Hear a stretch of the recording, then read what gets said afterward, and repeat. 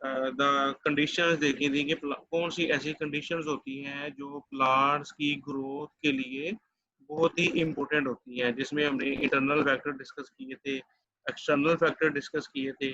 तो आज हम उसी चैप्टर की कुछ आगे कंटिन्यूशन है कि व्हाट इज़ द डिफरेंशिएशन। जैसा कि आप लोगों को पिछले लेक्चर में भी बता दिया था कि जो एक बार जब ज़ाइगोट बन जाता है प्लांट्स के अंदर, तो ज़ाइगोट बनने के बाद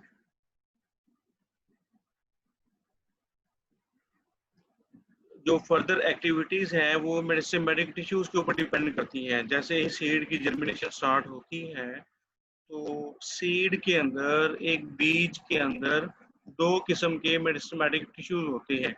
पिछले लेक्चर में भी आपको एक टेबल दिखाया था जिसमें एक वाज़िया तौर पे क्लासिफिकेशन की गई थी कि एक एम्ब्रियो के अंदर 2 किस्म के मेरिस्टेमेटिक टिश्यू होते हैं, shoot meristematic tissues and root meristematic tissues. इससे पूरा पौधा बनता है। और डिफरेंशिएशन एक ऐसा प्रोसेस है, इससे स्पेशलाइज्ड टिश्यूज बनते हैं कि तमाम टिश्यूज अपने स्पेशल फंक्शन परफॉर्म करते हैं, जैसा कि जाइलम, फ्लोएम। जाइलम एक डिफरेंशिएट टिश्यू है, फ्लोएम एक डिफरेंशिएट टिश्यू है। इसी तरह लीफ के अंदर जो मेसोफिल टिश्यूज हैं, मेसोफिल टिश्यू भी डिफरेंशिएटेड टिश्यू होते हैं। और इसी तरह लीफ की जो एपिडर्मस है वो भी डिफरेंशिएटेड टिश्यूज है। अच्छा, ये जो डिफरेंशिएशन का प्रोसेस है ये बेसिकली 5 स्टेजेस पे मुश्तमिल होता है।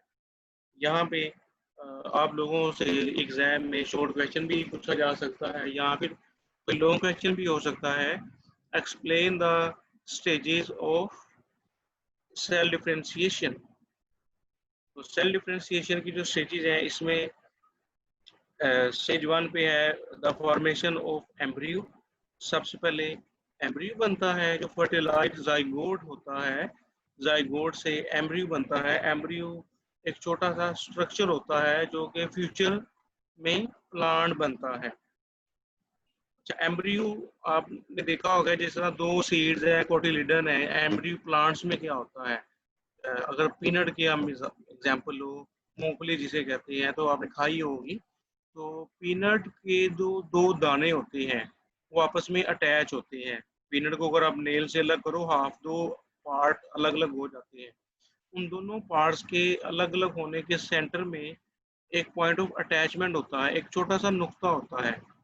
वो आप दाल माश के दाने से भी छोटा होता है। वो जो छोटा सा पॉइंट है, जो छोटा सा दाना अटैच है, पॉइंट ऑफ अटैचमेंट, वो एम्ब्रियो होता है।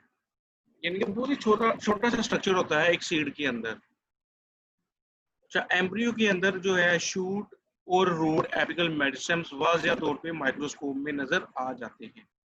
अब ये जो शूट एपिकल मेरिस्टेम है और रूट एपिकल मेरिस्टेम है, इनके अंदर एक कैम्बियम भी होती है। और कैम्बियम जो है ये सेकेंडरी ग्रोथ के लिए मौजूद होती है। उसके अलावा एम्ब्रियो के अंदर लीफ प्राइमोर्डियल पार्ट होते हैं। ये भी आपको मैंने गुज़श्ता कल के लेक्चर में बता दिया था कि जो लीफ प्राइमोर्डियल है, ये ऐसे सेल्स होते हैं जिन्होंने या तो लीव्स में कन्वर्ट होना होता है या शूट में या रूट्स में। लीफ प्राइमोर्डिया जड़ों में, तनों में या पत्तों में तब्दील होती है। इसी तरह root root primordia root cambium बनाते हैं और रूट कैम्बियम से बाद में रूट के अंदर एक पेरिसाइकिल होती है। पेरिसाइकिल ऐसे टिश्यूज होते हैं जो जाइलम और फ्लोएम को, वेस्कुलर बंडल को बाहर से कवर करते हैं। लीफ एंड शूट प्राइमोर्डिया जो है ये डायरेक्टली एपिकल मेरिस्टेम से बनते हैं। स्टेज 5 है, इसमें वाज़िया तौर पे सेल डिफरेंशिएट हो जाते हैं। सेल अपने अलग अलग फंक्शन परफॉर्म करना शुरू कर देते हैं, जैसे कि जाइलम है, फ्लोएम है, लीव्स हैं, शूट्स हैं या रूट्स हैं। अच्छा, अब ये नया टॉपिक स्टार्ट होने जा रहा है जो है ग्रोथ को रिलेशन। आपने देखा होगा पौधों में जो ग्रोथ है वो इक्वल नहीं होती, कि कहीं पे ब्रांचिंग हो रही है, कोई ब्रांच छोटी है, कोई ब्रांच लंबी है, तो कहीं पे ब्रांचिंग रुकी हुई है। तो ये वाला जो प्लांट के अंदर फिनोमेना है इसे ग्रोथ को रिलेशन कहेंगे, कि एक अनइक्वल सा बिहेवियर है ग्रोथ एंड डेवलपमेंट में, कहीं पे ग्रोथ ज़्यादा है, कहीं पे कम है, कहीं पे ब्रांचिंग हो रही है, कहीं पे ब्रांचिंग नहीं हो रही। तो आपने इसको जो बुक में डेफिनेशन है उसको एज़ इट इज़ याद करने की कोशिश करनी है।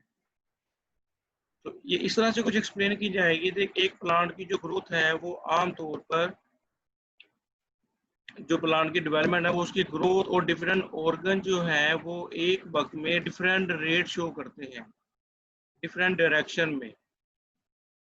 और डेवलपमेंट जो होती है डिफरेंट डायरेक्शन में, डिफरेंट ग्रोथ है, तो ऐसे रेसिप्रोकल रिलेशन को हम को रिलेशन कहते हैं। अच्छा, को रिलेशन की एक बेस्ट एग्जांपल है एपिकल डोमिनेंस। जब आपने शॉर्ट क्वेश्चन लिखना है, इसका आंसर लिखना है, तो आपने एपिकल डोमिनेंस को भी इसमें इंक्लूड करना है और इसकी डेफिनेशन भी शामिल करनी है आंसर में।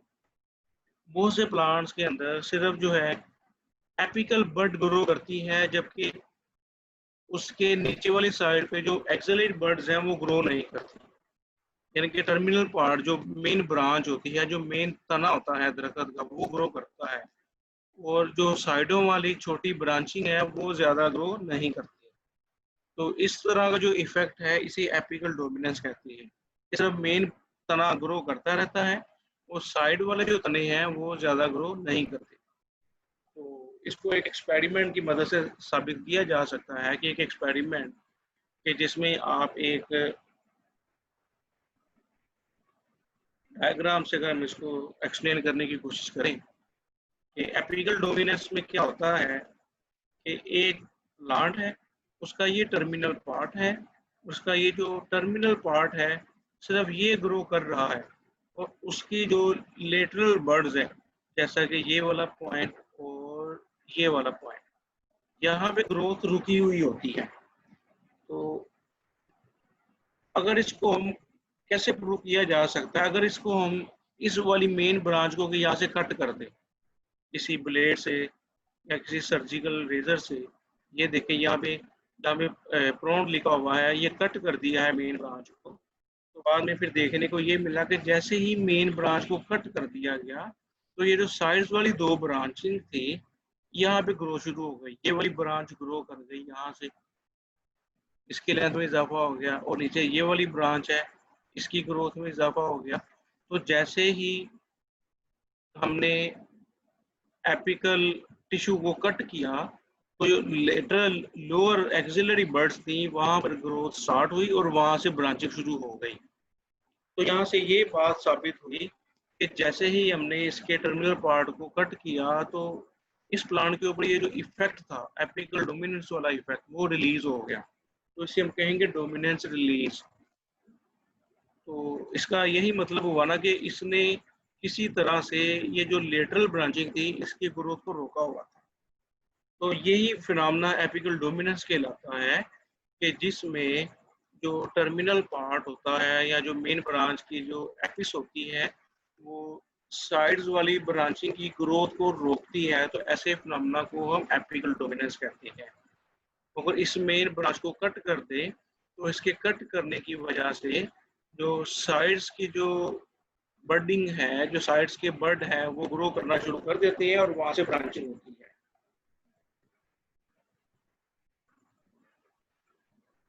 अच्छा, इस एक्सपेरिमेंट को बाद में 1934 में एपिकल डोमिनेंस के ऊपर एक्सपेरिमेंट किए और उन्होंने केमिकल नेचर आइडेंटिफाई की। तो थाइमेरोस्कोप ने ये आइडेंटिफाई किया कि ये जो एपिकल डोमिनेंस का जो असल में इफेक्ट है, ये जो इनहिबिटरी इफेक्ट है, इसे इनहिबिटरी इफेक्ट कहेंगे। और अगर इस एपेक्स को हम रिमूव कर दें, तो जिसकी वजह से लेटरल बर्ड्स ग्रो करना शुरू कर दें, तो इसे हम कंपनसेटरी इफेक्ट कहेंगे। जैसा कि ये वाला डोमिनेंस रिलीज है, तो that is called as compensatory effect. और यहाँ पे इनहिबिटरी इफेक्ट है। Apical dominance actually inhibitory effect रखता है इस पौधे के ऊपर, और जैसे ही हम इसको इस बड को काट देते हैं, तो ये कंपनसेटरी इफेक्ट कहलाएगा। ये शॉर्ट क्वेश्चन भी है आपके एग्जाम के हवाले से, what is the difference between apical dominance and compensatory effect.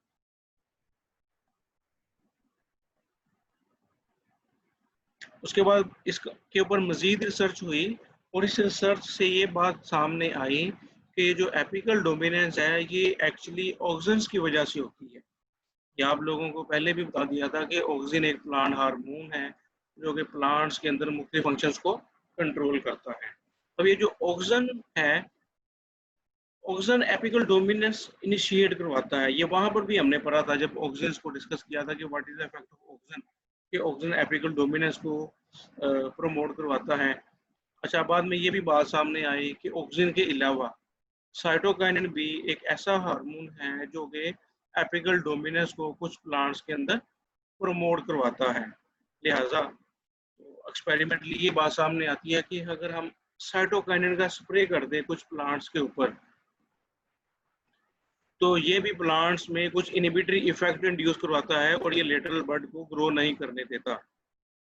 अगर हम इसको थोड़ा टेक्निकली सोचें, ये तो बहुत कारआमद चीज़ है कि अगर किसी भी चीज़ के ऊपर साइटोकाइनिन का इफेक्ट कर दे तो उससे ब्रांचिंग रुक जाएगी। तो अगर आप देखें कि अगर आलू को गोदाम के अंदर स्टोर किया जाए तो ज़खीरा जो आलू है, अगर उसके ऊपर साइटोकाइनिन का स्प्रे कर दिया जाए तो जो आलू गोदाम के अंदर पड़े हुए फूड पड़ते हैं, उनके अंदर स्प्रोटिंग होती है, उसके अंदर नए तने या नए पत्ते निकलना शुरू हो जाते हैं। तो ऐसे पत्तों के निकलने के अमल को रोक देता है साइटोकाइनिन का स्प्रे। लिहाजा आपको, जैसे मैं हमेशा बताता हूँ कि जितनी भी हम बायोलॉजी स्टडी करते हैं, हर कंसेप्ट का अप्लाइड नॉलेज होता है, वो कहीं ना कहीं अप्लाइड होती है और उस इल्म को इंसान अपने फ़ायदे के लिए इस्तेमाल करते हैं। तो ये भी देखें, जो है एग्रीकल्चरल सेक्टर में एक बहुत बड़ी अफादियत है इसकी कि साइटोकाइनिन का स्प्रे किया जाता है ताकि आलूओं की जो स्टोरेज लाइफ है वो गोदामों के अंदर वो ज़्यादा की जा सके। और इस तरह से जो आलूओं की जो स्टोरेज लाइफ है उनकी तकरीबन 1 से 3 साल तक आलू को ज़ख़ीरा किया जा सकता है। अच्छा, कल से जो है यहाँ से अब नया सेशन स्टार्ट हो रहा है, growth and development in animals. तो इंशाल्लाह ताला इसको हम कल डिस्कस करेंगे। आज का सेशन जो है इसको यहीं पर हम क्लोज करते हैं। तो यहाँ तक किसी ने कोई क्वेश्चन पूछना हो तो वो मुझसे पूछ सकता है। He is most welcome.